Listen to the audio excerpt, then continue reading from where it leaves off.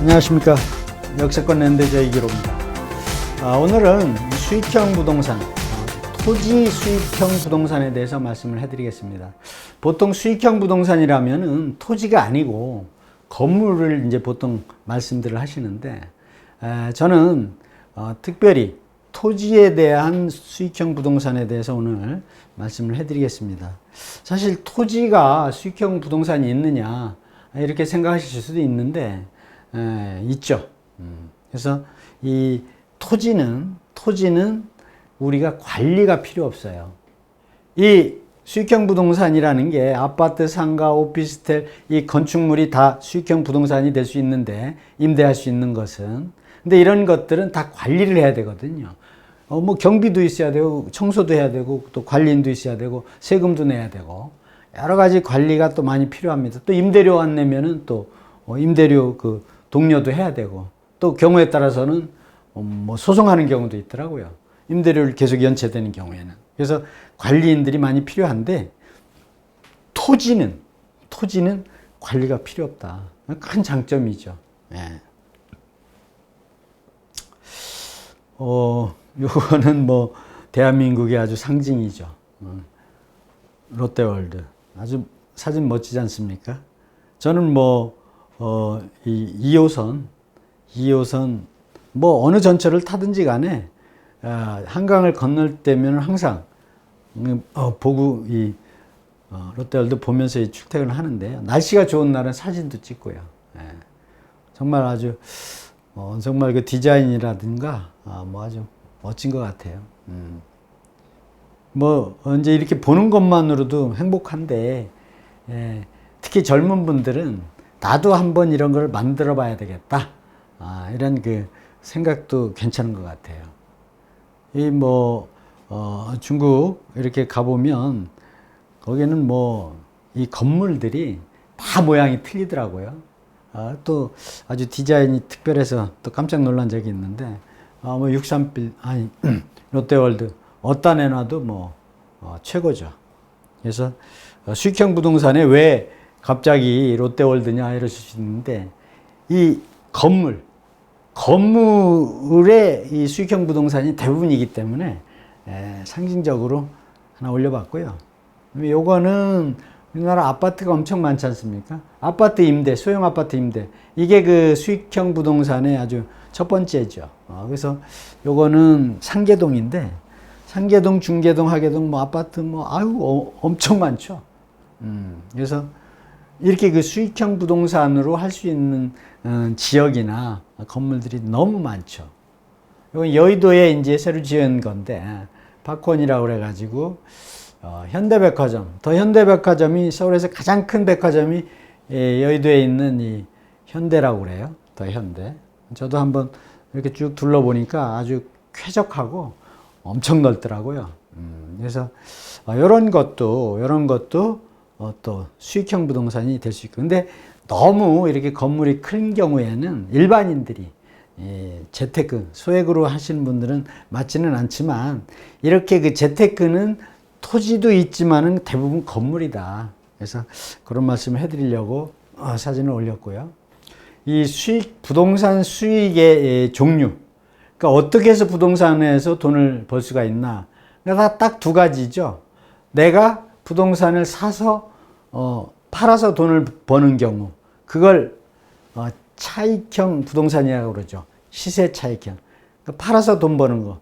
샀다가 파는 거죠. 매매. 그 다음에 사서 임대를 줘가지고 수익을 내는 거. 요게 이제 수익형 부동산이죠. 그래서 대부분은 부동산에서 돈을 번다는 거는 수익형 부동산이 아니고 차익형.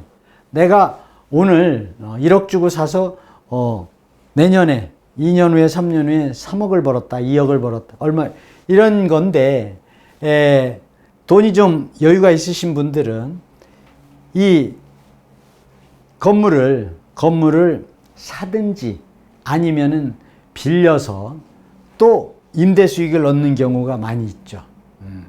그래서 예전에는 이 셀러리맨들의 그 꿈이 뭐였냐면은, 나중에 돈을 벌어서 임대료를 받고 편하게 살고 싶다.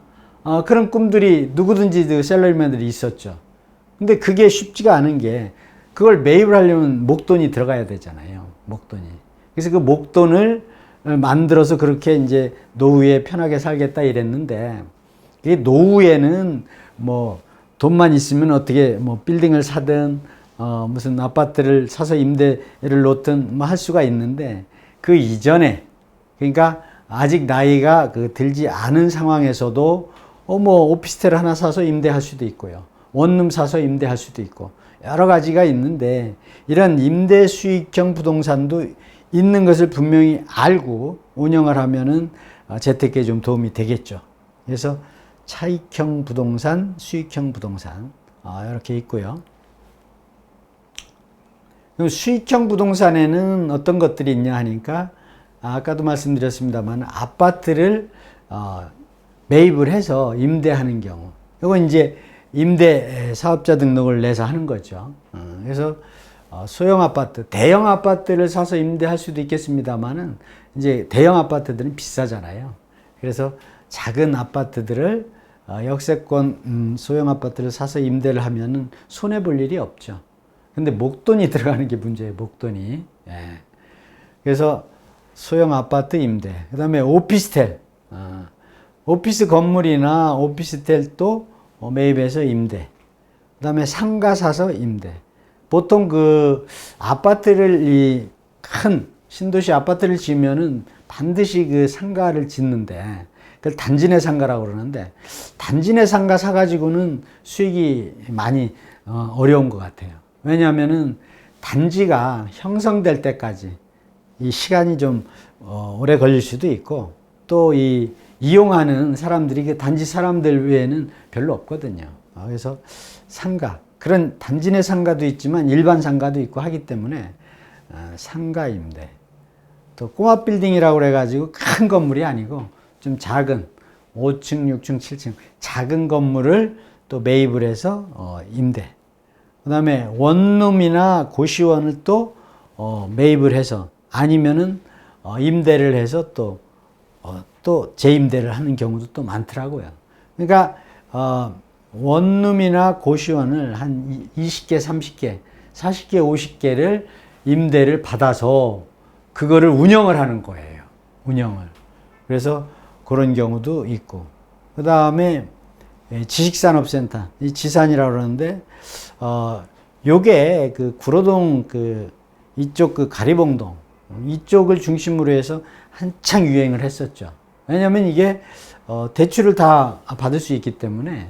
근데 금리가 낮을 때는 요 수익이 아주 짭짤하고 좋았어요. 근데 요즘 금리도 높은 데다가 또 세계적으로 경기가 안 좋잖아요. 그러니까 지식산업센터가 엄청 많이 지어대는데 좀 공실도 많이 있다는 얘기를 들었어요. 제가 가만히 앉아 있어도 이 구독자들이 연락을 하십니다. 상담을 하시는 거죠. 그래서 이 지식산업센터는 조금 요즘은 좀 조심해야 되지 않나 이런 생각도 들고요. 그 다음에 아까도 말씀드렸습니다만 토지 임대, 땅을 사서 임대하는 겁니다. 땅을 사서 어떻게 보면은 오늘 주제가 이건데 일반인들이 잘 이해를 못 하실 수가 있는데 땅을 사서 그걸 누가 쓰느냐, 누구한테 임대를 하냐. 그런데 땅을 매입을 해서 땅을 매입할 때는 목적이 건축을 짓거나 아니면은 농지로 경영을 하거나 뭐 여러 가지가 있는데 이제 땅을 사가지고 임대하는 경우는 그 산업단지가 많은 하남이라든가 뭐 이 공장들이 많은 지역 그 부근에 가면은 그 창고가 굉장히 부족하죠. 생산은 했는데 보관을 해야 되니까. 그러면 나대지 같은 데에 또 창고를 쓰려고 하는 사람이 많죠. 그런 분들은 대부분 기업을 운영하는 사람이기 때문에 좀 우량 고객이라고 봐야죠. 그래서 창고용으로 임대를 하든가 아니면 야적장, 그러니까 이 물건을 한꺼번에 다 쓰지 않고 일단 일정 기간 동안 쌓아놨다가 필요할 때마다 꺼내서 사용할 수 있는 야적장, 그 다음에 또 건축자재 또 보관할 경우에도 또 필요하고. 왜냐하면 한 현장을 공사를 다 했는데 거푸집이라든가 거기 들어가는 그 자재들이 많거든요. 그럼 한 현장이 끝나고 또 다음 현장이 또 그대로 갖고 가서 쓰면 좋은데 다 갖고 갈 수도 있고 또 일부만 갖고 갈 수도 있잖아요. 그런데 순간적으로 그걸 보관할 때가 있어야 되거든요. 이럴 때도 또 땅 위에다 보관을 또 해야 되거든요. 그래서 이 토지, 내가 가지고 있는 토지, 그것이 농지가 됐든 아니면은 그 나대지가 되었든 일반 대지가 되었든 임대할 수가 있어요. 임대할 수가. 근데 일반인들이 뭐 잘 모르시는 경우가 많죠. 그래서 요즘은 지금 아까도 영상에서 말씀드렸는데 이 산업단지가 많은 데서는요, 이 용도가 농림지역이 되었든 계획관리가 되었든 어떤 용도가 되었든지 간에 이 토지 임대를 허가를 해주는 경우가 많이 있더라고요. 특히 평택 같은 경우는요, 거기가 고덕산업단지 같은 경우는 다 산업단지잖아요. 그러면은 사실은 거기는 농지라고 하더라도 산업용의 어떠한 대기 수요일 수도 있거든요. 그러니까 고덕산업단지를 개발을 하는데 에리어가 있죠. 그 에리어 밖에 있는 땅들이 또 많이 있거든요. 그러면 그것도 나중에 또 개발 가능성이 상당히 있는 거죠. 근데 그 이전까지는, 개발하기 전까지는 이렇게 임대해서 또 사용할 수도 있죠.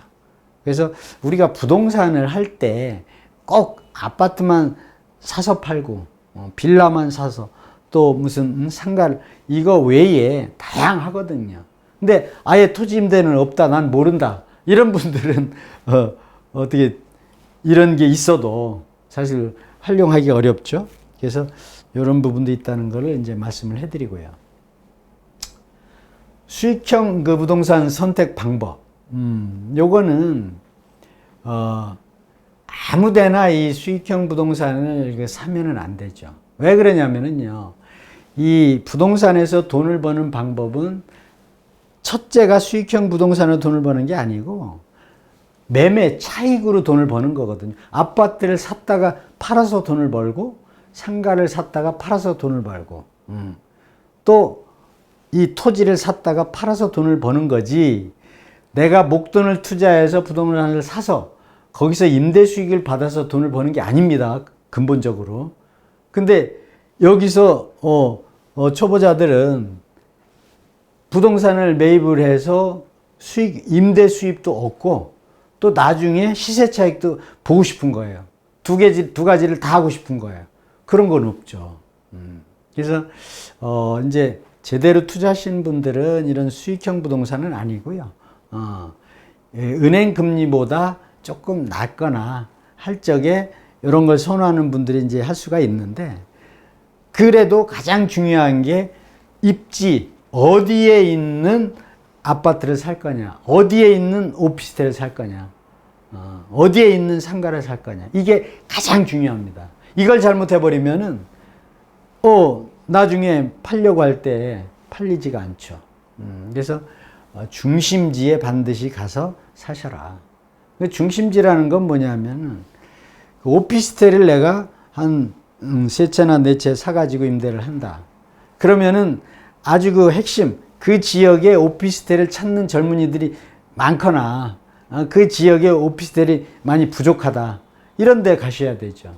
근데 오피스텔은 굉장히 위험해요, 사실. 왜냐하면 오피스텔을 사서 임대를 놨는데 처음에는 나하고 많지 않았는데 오피스텔이 또 옆에 이게 좀 장사가 되니까 또 일반 건물을 오피스텔 만들고 또 공지에다가 또 오피스텔 또 짓고, 이러다 보면은 내가 가지고 있는 오피스텔은 이미 노후화가 되고 새로 짓는 오피스텔은 지금 바로 지었기 때문에 또 가격도 비싸게 받을 있고, 그래서 반드시 중심지에 경쟁력이 있는, 다른 사람들이 들어올 수 없는 이런 곳에 부동산을 매입해서 수익형 부동산 사업을 해야 되겠다. 그 다음에 침체기에도 임대료가 잘 들어오는 곳. 그러니까 요즘같이 어려울 때 사업이 제대로 안 된다, 이럴 때에도 수입이 있어야 되는데, 특히 상가 같은 경우 잘 안 되잖아요. 저희 사무실 이 부근에도 보면은 비어 있는 그 상가들이 좀 있더라고요. 그러니까 평상시에는 잘 됐는데 갑자기 비어 있는 거예요.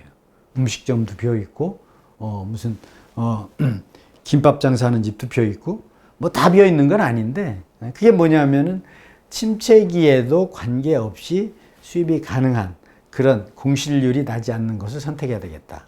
그 다음에 대상지가 노후가 돼도 금방 팔릴 수가 있어야 돼요. 그래서 이제 수익형 부동산이 다 건물이라고 말씀드렸는데, 건물의 그 맹점은 늙는다는 거죠. 시간이 가면 갈수록 가치가 떨어져서 결국 나중에는 제로가 되죠. 근데 토지는 어떻습니까? 시간이 아무리 흘러가도 감가상각이라는 게 없죠. 그래서 토지에 대한 수익형 부동산이 굉장히 좋은 거다. 그 다음에 금리 대비를 해서 투자 수익률이 금리보다는 당연히 높아야 되지 않겠습니까? 그래서 하는 거니까. 그것도 체크하셔야 되고. 그 다음에 더 중요한 건, 금리 수익 이런 거 더 중요한 거는 안전성. 그러니까 내가 투자한 임대 건물을 샀는데 그거를 팔고 싶을 때 내가 투자했던 금액보다 더 많이 받아야 되거든요. 부동산이라고 해서 꼭 더 많이 받는 건 아니거든요. 토지만 가지고 있을 때는 당연히 많이 받을 수가 있는데, 토지 플러스 건물을 가지고 있는 건축물들은 꼭 그렇지 않습니다. 왜? 건물이 감가상각이 계속 되기 때문에. 그런 경우에도 토지 가격이 올라서 안전하게 팔 수 있는 그런 걸 또 체크하셔야 되고, 원룸 고시원 같은 경우는 중요한 게 그 방도 필요하지만 그 안에 있는 시설물들이 중요하죠. 뭐 TV도 있고 냉장고도 있고 또 에어컨도 있고, 오래되면은 이것도 다 새 걸로 바꿔줘야 되잖아요. 그럼 그게 다 비용인데, 이런 것도 시설이 괜찮은지 또 체크하셔야 되고. 그래서 중요한 거는 내가 임대를 하고 있는 그 공간을 사용하는 분들이 정말 우량한 기업인가, 그냥 한 1년, 2년 쓰다가 그냥 없어지는 그런 그 업종인가, 이런 것도 필요하죠. 그래서 이 수익형 부동산은 한편으로는 좋은데 수익을 내기는 그렇게 쉽지가 않다. 건물이 감가상각이 되기 때문에 그런 참고하셔가지고 하시면 좋을 것 같습니다. 그러면 토지에 대한 수익형 부동산은 어떠냐? 지금까지 제가 말씀드렸던 그 수익형 부동산하고는 딴판이죠. 이거는 건물이 없기 때문에 관리비자가 필요가 없어요. 관리인이. 비용이 안 나가죠. 그리고 감가상각이 안 되기 때문에 손실이 거의 없습니다. 손실이. 안전하다는 거죠. 그리고 또 임대료가 그냥 자동이체로 다 들어오죠. 뭐 내가 가서 건물이 잘 있는지, 비가 많이 왔으니까 뭐 어떻게 새지 않는지 이런 거 전혀 없죠. 그냥 땅뿐이니까. 그래서 이 토지에 대한 수익형 부동산은 특별하다. 그래서 임차인이 또 우량한 경우가 많다. 왜 그러냐면은 아까도 말씀드렸습니다만은 토지 임대는 이 야적장이라든가 아니면 창고, 무슨 건축 자재 이런 걸 놓기 때문에 그 주변이 다 개발지입니다. 개발지. 대부분이. 개발지고 산업단지가 몰려 있고, 그런 경우에는 우량한 임차자가 많죠. 그래서 그것도 굉장히 좋고, 수익형이면서 시세 차익형이 될 수가 있다. 이게 가장 좋은 장점이죠. 토지에 대한 수익형 부동산 중에서. 이건 뭐냐면은 건물이 감가상각이 없기 때문에 무조건 시세 차익이 나옵니다. 무조건. 자기가 샀을 때 금액보다 무조건 더 올라가죠. 팔을 때는. 물론 오늘 사서 내일 파는데 올라갔다 이건 아니지만은 다 올라갑니다. 그래서 수익도 보면서 훗날 양도 차익을 크게 볼 수가 있다. 그래서 이 토지에 대한 수익형 부동산은 한번 잘 사놓기만 하면은 계속 갈 수가 있죠. 이건 리스크가 없습니다. 대상지의 리스크가 적으면서 미래 가치가 특별하다. 최고의 수익형 부동산이 바로 토지다. 그래서 토지 외의 수익형 부동산은 감가상각이 되기 때문에 가치가 떨어지는 경우가 많다. 이렇게 아시면 되겠습니다.